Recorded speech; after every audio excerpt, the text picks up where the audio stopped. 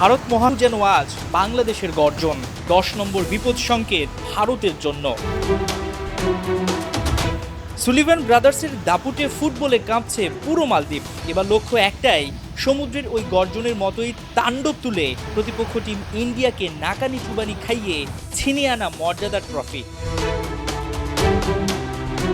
অনূর্ধ্ব-20 সাফ চ্যাম্পিয়নশিপের ফাইনাল শুক্রবার। তার আগে মালদ্বীপের আর্টিফিশিয়াল সি বিচে ট্রফি উন্মোচন। আগেভাগে হাজির টিম ইন্ডিয়া, চোখ স্থির সোনালি ট্রফির দিকে। কিন্তু সেই স্বপ্ন ছোঁয়া যে এত সহজ নয়, ভাবতেই যেন শুকিয়ে আসছে গলা। বাংলাদেশও দেরি করেনি, চিনমুডের সময় মতো হাজির কোচ মার্কস, সঙ্গে আত্মবিশ্বাসী অধিনায়ক মিঠু।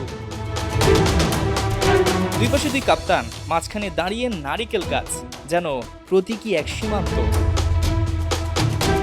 ভেতরে জমে থাকা পুরনো হিসাব, অপমান আর প্রতিশোধের আগুন। দাঁত ভাঙা জবাব দেয়ার এটাই সময়। বুক চিতিয়ে দাঁড়িয়ে কাপ্তান মিঠু, চাহনি শুধু সামনে, লক্ষ্য শুধু ট্রফি। ফাইনালের আগে বাংলাদেশ কতটা চাপমুক্ত রয়েছে তার বাস্তব উদাহরণ মার্কস নিজেই। সমুদ্রের পাড়ে চিল করছেন, তিনি নিজেও চাপ নিচ্ছেন না, বাংলাদেশকেও চাপ দিচ্ছেন না। প্রতিপক্ষ ভারত হয়েছে তো কি হয়েছে, ভারতকে বাংলাদেশ উড়িয়ে দিবে, কেননা বাংলাদেশের লক্ষ্যটা তো এই সমুদ্রের মতোই বিশাল। যেমনটা মার্কস বোঝাচ্ছিলেন কাপ্তান মিঠুকে, বারবার দেখাচ্ছিলেন যে কোনো টেনশন নাই, তোমার লক্ষ্যটা হওয়া উচিত এই সমুদ্রের মতো। দেখো কি সুন্দর দারুণ দৃশ্য। এই যে কোচ হিসেবে তার যে শিষ্য রয়েছে, শিষ্যকে বোঝানো ফাইনালের আগে, সেটাই কিন্তু বাংলাদেশকে বড় একটা টার্গেটে নিয়ে যেতে সহায়তা করবে। পুরো সাব জুড়েই রাজত্ব দেখিয়েছে লাল সবুজ। এই দলটাকে ঘিরে প্রত্যাশা আকাশ ছোঁয়া, তার উপর মালদ্বীপে প্রবাসী বাংলাদেশিদের অকুণ্ঠ সমর্থন। এ ভালোবাসাই বাড়তি শক্তি যা এগিয়ে রাখছে বাংলাদেশকে।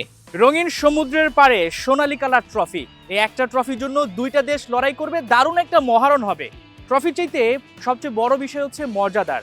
ভারত এবং বাংলাদেশ, সেটা যে কোনো ফর্মেটেই হোক না কেন, ক্রিকেট, ফুটবল, যে কোনো খেলায় আমরা দেখি দুই দেশের একটা দারুণ উত্তেজনা দেখা যায়। আর সমসাময়িক নানা বিষয়ের দাঁত ভাঙা জবাব হতে পারে এই ট্রফি জয়টা। হাসান সজীব, 71, মালদ্বীপ।